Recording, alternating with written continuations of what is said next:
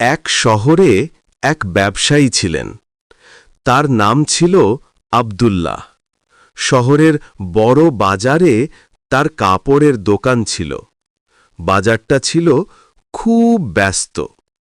সারা দিন মানুষের আনাগোনা, চিৎকার আর দর কষাকষি লেগেই থাকত। বাতাসে ভাসত নানা রকম মশলার গন্ধ, তাজা ফুলের সুবাস আর নতুন কাপড়ের সেই পরিচিত ঘ্রাণ। শত শত দোকানের এই কোলাহলের ভিড়ে আব্দুল্লার দোকানটা ছিল একটু অন্য রকম। বাইরে থেকে দেখতে আর 10টা দোকানের মতোই, কিন্তু ভেতরে ঢুকলে একটা অদ্ভুত শান্তি পাওয়া যেত। এর কারণ ছিলেন আব্দুল্লাহ নিজে। তার দোকানে কোনো হইচই ছিল না, ছিল একটা স্নিগ্ধ পরিষ্কার পরিবেশ। তিনি ছিলেন একজন সৎ এবং সত্যবাদী মানুষ। তার ব্যবসায় একটা মূল নীতি ছিল, কখনো মিথ্যা বলবেন না, কখনো কাউকে ঠকাবেন না। এই নীতির ওপর তিনি পাহাড়ের মতো অটল ছিলেন। বাজারে যেখানে সবাই লাভ বাড়ানোর জন্য নানা রকম কৌশল করত, যেমন সাধারণ কাপড়কে বিশেষ নাম দিয়ে বেশি দামে বিক্রি করা বা কাপড়ের ছোটখাটো ত্রুটি সুকৌশলে লুকিয়ে ফেলা, সেখানে আব্দুল্লাহ ছিলেন একদমই আলাদা। তার কাছে ব্যবসা শুধু টাকা রোজগারের উপায় ছিল না, এটা ছিল তার ইবাদতের একটা অংশ। তিনি বিশ্বাস করতেন, আল্লাহ তাকে যা দিয়েছেন তাতেই বরকত আছে। মিথ্যার আশ্রয় নিয়ে 2 পয়সা বেশি আয় করার লোভ তার কোনোদিন হয়নি। তারই সততার কথা ধীরে ধীরে মানুষের মধ্যে ছড়িয়ে পড়েছিল। যারা একবার তার দোকান থেকে কিছু কিনত, তারা তার ব্যবহারে মুগ্ধ হয়ে যেত। তিনি কখনো কোনো জিনিসের ত্রুটি লুকিয়ে রাখতেন না। যদি কোনো কাপড়ে সামান্যতম দাগ বা ছেঁড়া থাকত, তিনি সেটা ক্রেতাকে আগে দেখিয়ে দিতেন। শুধু তাই নয়, তিনি শান্তভাবে বুঝিয়ে বলতেন কেন এই ত্রুটিটা হয়েছে এবং এর জন্য দাম কতটা কমানো উচিত। মানুষ অবাক হয়ে যেত। অন্য ব্যবসায়ীরা যেখানে ভালো জিনিস বলে খারাপ জিনিস ধরিয়ে দিত, সেখানে এই লোকটা নিজের জিনিসের খুঁত বের করে দেখাচ্ছে। এটা ছিল তাদের জন্য একটা নতুন অভিজ্ঞতা। এই কারণে তার দোকানে সব সময় একটা বিশ্বস্ত ক্রেতার ভিড় থাকত। মানুষ জানত যে আব্দুল্লার দোকানে গেলে ঠকার কোনো ভয় নেই। যা বলা হবে জিনিসটা ঠিক তাই হবে।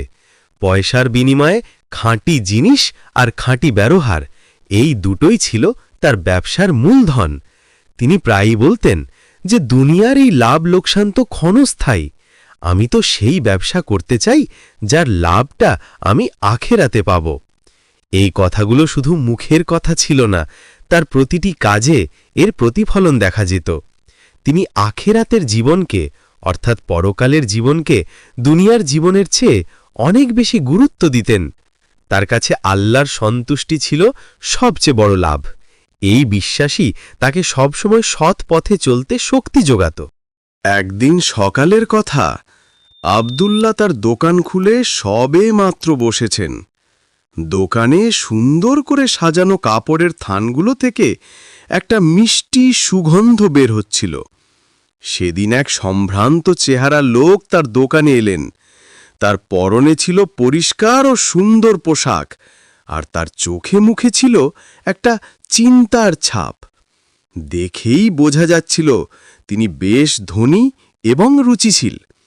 তিনি আব্দুল্লাহকে সালাম দিয়ে বললেন, আমার বড় মেয়ের বিয়ের জন্য কিছু ভালো কাপড় দরকার। আপনার দোকানের অনেক সুনাম শুনেছি, তাই অনেক আশা নিয়ে এখানে এলাম।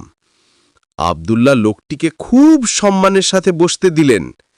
তারপর তার দোকানের সবচেয়ে দামি আর সুন্দর কাপড়গুলো বের করে দেখাতে লাগলেন। একটার পর একটা রেশমি, জামদানি আর কাতান কাপড় তিনি লোকটির সামনে মেলে ধরছিলেন। প্রতিটি কাপড়ের রং আর নকশা ছিল চোখ ধাঁধানো। লোকটি মনোযোগ দিয়ে কাপড়গুলো দেখছিলেন, তার চোখে মুখে একটা সন্তুষ্টির ছাপ ছিল। তিনি তার মেয়ের জন্য সেরা জিনিসটা খুঁজছিলেন। অবশেষে একটা গাঢ় নীল রঙের রেশমি কাপড়ের ওপর তার চোখ আটকে গেল। কাপড়টার ওপর সোনালি সুতো দিয়ে খুব সূক্ষ্ম কাজ করা ছিল। আলো পড়লে মনে হচ্ছিল যেন রাতের আকাশে হাজার হাজার তারা জ্বলজ্বল করছে। কাপড়ের ভাঁজে ভাঁজে ছিল কারিগরের নিপুণ হাতের ছোঁয়া। লোকটি কাপড়টা হাতে নিয়ে বললেন, বাহ, কি সুন্দর কাপড়! এটাই আমার পছন্দ হয়েছে। এর দাম কত? আব্দুল্লাহ কাপড়টা হাতে নিলেন। তিনি নিজেও জানতেন এটা তার দোকানের অন্যতম সেরা কাপড়। কিন্তু কাপড়টা ক্রেতার হাতে তুলে দেওয়ার আগে তিনি খুব ভালোভাবে সেটা পরীক্ষা করতে লাগলেন, যেমনটা তিনি সবসময় করেন। হঠাৎ তার চোখ একটা জায়গায় আটকে গেল। কাপড়ের এক কোণায় খুব সামান্য একটা জায়গায় সুতোর কাজটা একটু এলোমেলো হয়ে গিয়েছিল। এতটাই সামান্য যে মনোযোগ দিয়ে না দেখলে বোঝার কোনো উপায়ই নেই। এক মুহূর্তের জন্য তার মনে হলো এটা তো কেউ দেখতেই পাবে না, কিন্তু পরক্ষণেই তার ভেতরটা কেঁপে উঠল। আল্লাহ তো দেখছেন। অন্য কোনো ব্যবসায়ী হলে হয়তো এটা চোখেই পড়ত না, অথবা পড়লেও তিনি সেটাই এড়িয়ে যেতেন, কারণ এই সামান্য ত্রুটির জন্য এত দামি একটা কাপড়ের বিক্রি নষ্ট করতে কেউ চাইবে না। কিন্তু আব্দুল্লাহ ছিলেন অন্য ধাতুতে গড়া। তিনি লোকটির দিকে তাকিয়ে খুব শান্তভাবে বললেন, জনাব, কাপড়টা নিঃসন্দেহে খুব সুন্দর এবং দামি, কিন্তু এর মধ্যে একটা ছোট ত্রুটি আছে। এই বলে তিনি আঙ্গুল দিয়ে সেই জায়গাটা দেখিয়ে দিলেন।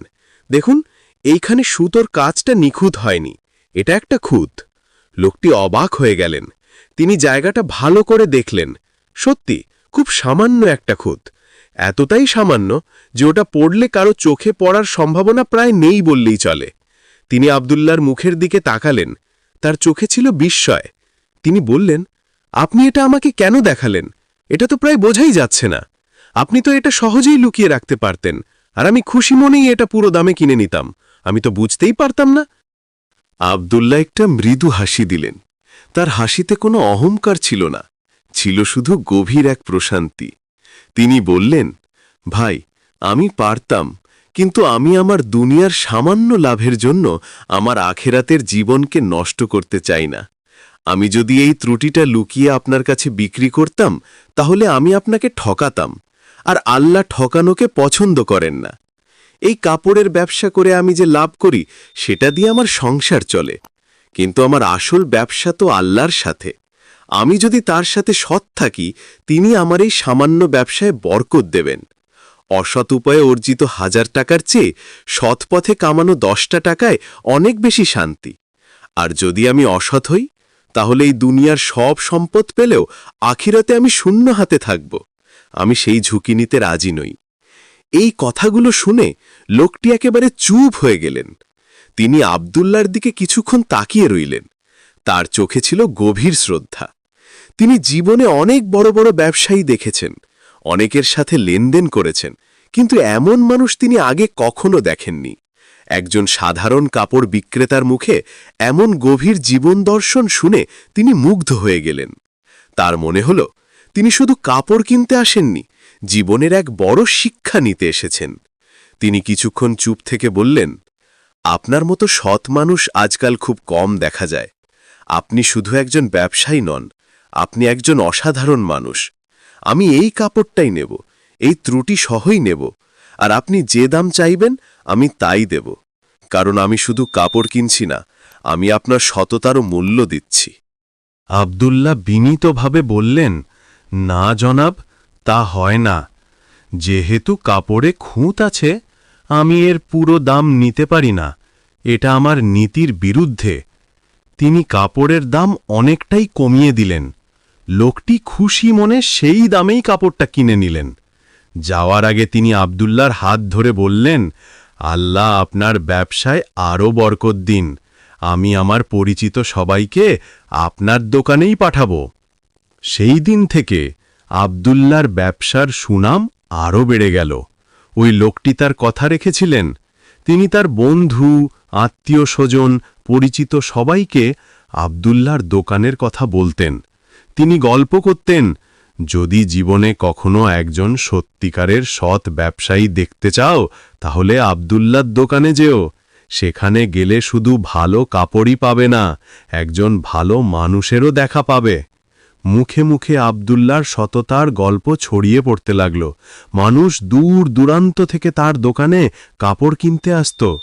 সবাই জানত এখানে ঠকার কোনো ভয় নেই, এখানে শুধু ভালো জিনিসই পাওয়া যায় না, একজন ভালো মানুষেরও সঙ্গ পাওয়া যায়। ধীরে ধীরে আব্দুল্লাহর ছোট দোকানটা বড় হতে লাগল। আল্লাহ তার ব্যবসায় এত বরকত দিলেন যে অল্প কিছুদিনের মধ্যেই তিনি শহরের অন্যতম সেরা কাপড়ের ব্যবসায়ী হয়ে উঠলেন। তার দোকানে কর্মচারীর সংখ্যা বাড়ল, ব্যবসার পরিধি বাড়ল, কিন্তু আব্দুল্লাহ বদলালেন না। তিনি আগের মতোই সৎ, নম্র আর আল্লাহ ভীরু রয়ে গেলেন। তিনি সব সময় তার কর্মচারীদের বলতেন, মনে রাখবে, সততাই আমাদের সবচেয়ে বড় মূলধন। একটা মিথ্যে দিয়ে হয়তো 10 টাকা বেশি লাভ করা যায়, কিন্তু সততা দিয়ে আল্লাহর রহমত পাওয়া যায়, যা অমূল্য। তার জীবনটা ছিল সবার জন্য একটা উদাহরণ। তিনি প্রমাণ করে দিয়েছিলেন যে সৎ পথে থেকেও ব্যবসা করা যায় এবং সফল হওয়া যায়। তার সাফল্য কোনো জাদুর বলে আসেনি, এটা ছিল তার সততা, কঠোর পরিশ্রম আর আল্লাহর ওপর গভীর বিশ্বাসের ফল। অনেক বছর কেটে গেল। আব্দুল্লাহ এখন আর যুবক নন, তার চুলে পাক ধরেছে, কিন্তু তার সততা আর নীতি আগের মতোই উজ্জ্বল। তার ব্যবসা এখন অনেক বড় হয়েছে, কিন্তু তিনি আগের মতোই নিজের দোকানে বসেন, ক্রেতাদের সাথে কথা বলেন। একদিন এক আলেম, অর্থাৎ একজন জ্ঞানী ইসলামী পণ্ডিত সেই শহরে এলেন। তিনি আব্দুল্লাহর সততার কথা শুনেছিলেন। তার মনে কৌতূহল হল, তিনি নিজে গিয়ে এই মানুষটিকে দেখতে চাইলেন। একদিন বিকেলে তিনি আব্দুল্লাহর দোকানে এসে হাজির হলেন। আব্দুল্লাহ তাকে দেখে খুব খুশি হলেন এবং সম্মান করে বসালেন। দুজনার মধ্যে অনেক কথা হল। আলেম সাহেব আব্দুল্লাহর ব্যবসার নীতি, তার জীবন দর্শন আর আল্লাহর প্রতি তার ভালোবাসার কথা শুনে অত্যন্ত প্রভাবিত হলেন। তিনি বুঝতে পারলেন, এই মানুষটা শুধু লোক দেখানো সততা দেখায় না, তার ভেতরটা সত্যিই আল্লাহর নূরে আলোকিত। কথার শেষে আলেম সাহেব আব্দুল্লাহর দিকে ঝুঁকে এসে খুব নরম গলায় বললেন, আব্দুল্লাহ ভাই, আমি আপনাকে একটা কথা বলতে এসেছি। এটি একটি বিশেষ উপহার। আপনি কি জানেন, আপনার মতো সৎ ব্যবসায়ীর জন্য আল্লাহর রাসূল প্রফেট মুহাম্মদ সাল্লাল্লাহু আলাইহি ওয়াসাল্লাম কি বিশাল এক সুসংবাদ দিয়ে গেছেন? আব্দুল্লাহ কৌতূহলী হয়ে তার দিকে তাকালেন। তিনি বললেন, না হুজুর, দয়া করে আমাকে বলুন। আপনার মুখে আল্লাহর রাসূলের কথা শোনার চেয়ে বড় সৌভাগ্য আর কি হতে পারে? আলেম সাহেবের চোখ দুটো উজ্জ্বল হয়ে উঠল। তিনি বললেন, শুনুন তাহলে, আমাদের প্রিয় নবীজি বলেছেন, একজন সৎ এবং বিশ্বস্ত ব্যবসায়ী কিয়ামতের দিন নবী, সিদ্দিক এবং শহীদদের সাথে থাকবে। এই কথাটা শোনার সাথে সাথে আব্দুল্লাহর পুরো পৃথিবীটা যেন থেমে গেল। তার বুকের ভেতর একটা অদ্ভুত আলোড়ন শুরু হল। নবী, সিদ্দিক আর শহীদদের সাথে তিনি, একজন সাধারণ কাপড়ের ব্যবসায়ী, তার স্থান হবে আল্লাহর সবচেয়ে প্রিয় বান্দাদের সাথে। এই পুরস্কারের কথা তিনি কখনো কল্পনাও করতে পারেননি। তিনি শুধু তার দায়িত্ব পালন করে গেছেন, আল্লাহর ভয়ে সৎ থেকেছেন, কিন্তু এর প্রতিদান যে এত বিশাল হতে পারে তা তার ধারণার বাইরে ছিল। তার চোখ দুটো পানিতে ভরে গেল। তিনি কোনো কথা বলতে পারছিলেন না, শুধু ফোঁটা ফোঁটা অশ্রু তার গাল বেয়ে দাড়ি ভিজিয়ে দিচ্ছিল। এটা দুঃখের কান্না ছিল না, ছিল পরম আনন্দের, পরম প্রাপ্তির আর গভীর কৃতজ্ঞতার কান্না। তিনি হাত তুলে আল্লাহর দরবারে শুকরিয়া জানালেন। মনে মনে বললেন, হে আল্লাহ, আমি তো কিছুই না, তোমার দয়াতেই আমি সৎ পথে থাকতে পেরেছি। তুমি আমার মতো এক অধম বান্দার জন্য এত বড় পুরস্কার রেখেছ। তোমার দয়া কত অসীম। আলেম সাহেব তার কাঁধে হাত রেখে সান্ত্বনা দিলেন। আব্দুল্লাহর এই অবস্থা দেখে তার নিজেরও চোখে পানি এসে গিয়েছিল। এই গল্পটা আমাদের কয়েকটি খুব গুরুত্বপূর্ণ জিনিস শেখায়। প্রথমত, আমাদের সবসময় সত্য কথা বলা উচিত, পরিস্থিতি যতই কঠিন হোক না কেন। সত্যবাদিতা শুধু একটি গুণ নয়, এটি ঈমানের অংশ। দ্বিতীয়ত, ব্যবসা কখনো প্রতারণা বা ধোঁকার আশ্রয় নেওয়া উচিত নয়। অসৎ পথে আয় করা টাকায় কোনো বরকত থাকে না, তা যতই বেশি হোক না কেন। আর তৃতীয় এবং সবচেয়ে গুরুত্বপূর্ণ শিক্ষা হল, আমরা যদি সততার সাথে জীবনযাপন করি, আল্লাহ আমাদের দুনিয়া এবং আখেরাত দুই জায়গাতেই পুরস্কৃত করবেন। সততার পথ হয়তো কঠিন, কিন্তু এর শেষটা অনেক সুন্দর। আব্দুল্লাহর জীবনটাই তার সবচেয়ে বড় প্রমাণ। তার গল্পটা আমাদের মনে করিয়ে দেয় যে দুনিয়ার ক্ষণস্থায়ী লাভের চেয়ে আখেরাতের অনন্তকালীন পুরস্কার অনেক অনেক বেশি মূল্যবান।